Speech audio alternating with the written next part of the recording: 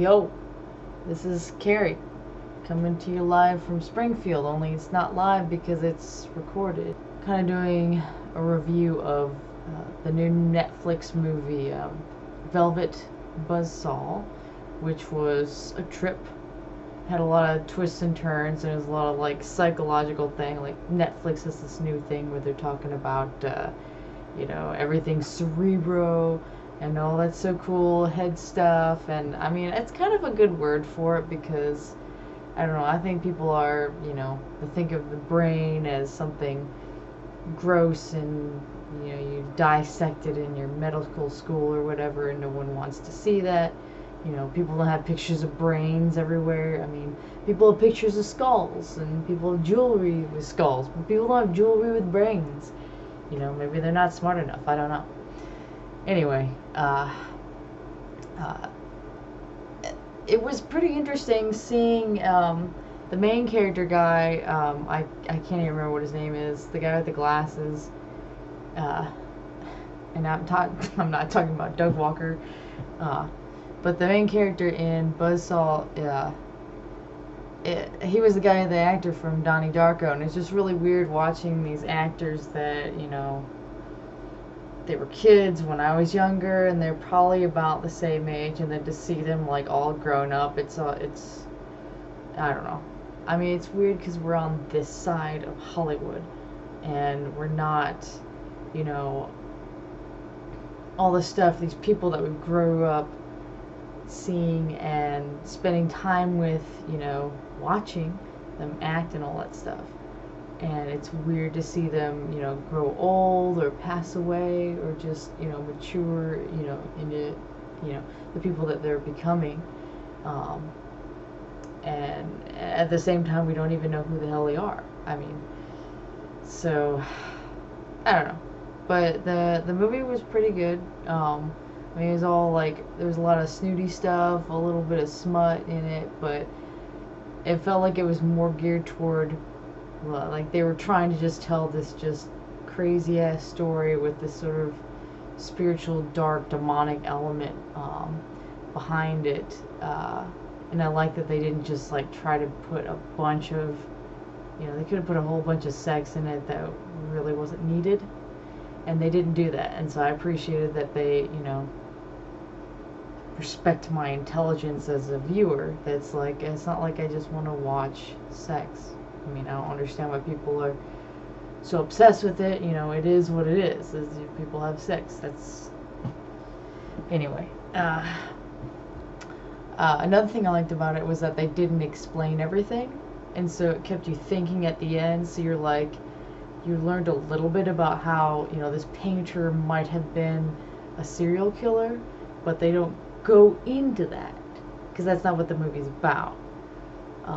Sometimes people don't appreciate movies or stories because they're wanting it to be about something else. Like, I remember when Signs came out and people either love it or they hate it, and I really liked the movie.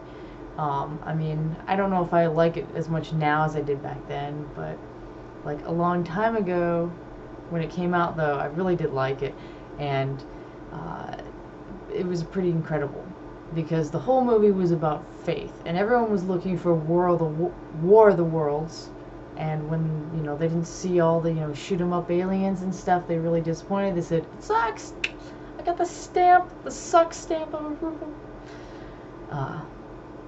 Anyway, it was just kind of, the movie was about faith and about how this guy was losing his faith and how God had put things in place to protect him and his family in the future, with the whole thing about her, being stuck between the tree and the truck that hit him because Midnight Shyamalan was like drinking and driving. I don't know. Anyway, it's... each movie, each story that's written, especially when it's not just like mainstream, eye candy and all that stuff that comes out or whatever. Netflix movies, I feel like they're in a league of their own because people want something a little different. They don't want mainstream, but they still want, decent stuff.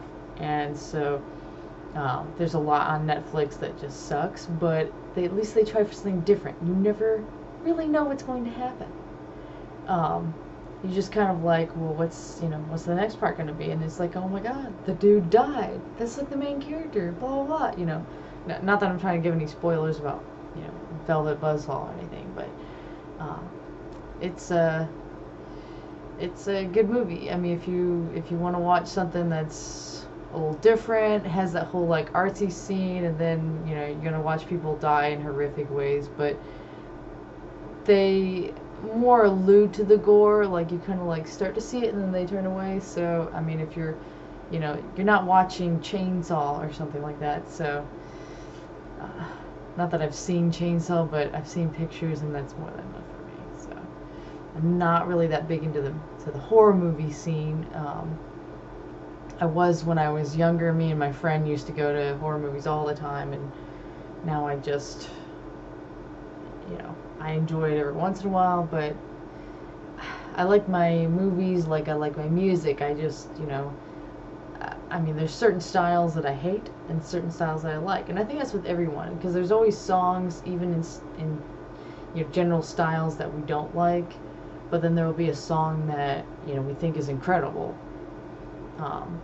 And so you kind of like, songs, movies are kind of like people. You can't say, well, I don't like Asians, or I don't like blacks, or I don't like this or that, and it's just like, I don't like people from this country. It's just like, I just take people individually. I take the song individually. Either it's a good song, or I don't like it. Either it's a good movie, it gets me thinking, it gets me, wanting to know more or whatever, or just loving the struggle of the characters. I either enjoy someone's company or I don't, and sometimes I can change. I mean, you might hate a movie and then later on like it, or you might hate a song and later on like it, and vice versa. With people, you might think, oh, I can't stand this person, and then 2 months later, or a year later, or 10 years later, you're like, hey, let's be best friends. I mean, I've had that at work, where I had a coworker and we're not friends, and she just kind of like screwed me over, like as sort of a joke. It wasn't that big of a screw over or whatever, but just kind of like mess with me, and I was like, ugh, and so I didn't like her for years. And then right towards the end of her, working at this particular job, we just were friends, and of course I haven't seen her in forever, but kind of sad about that, but c'est la vie. Anyway, I hope you enjoyed this video. I know we kind of bounced around about a lot of different things, but I'm just trying something new, and over and out.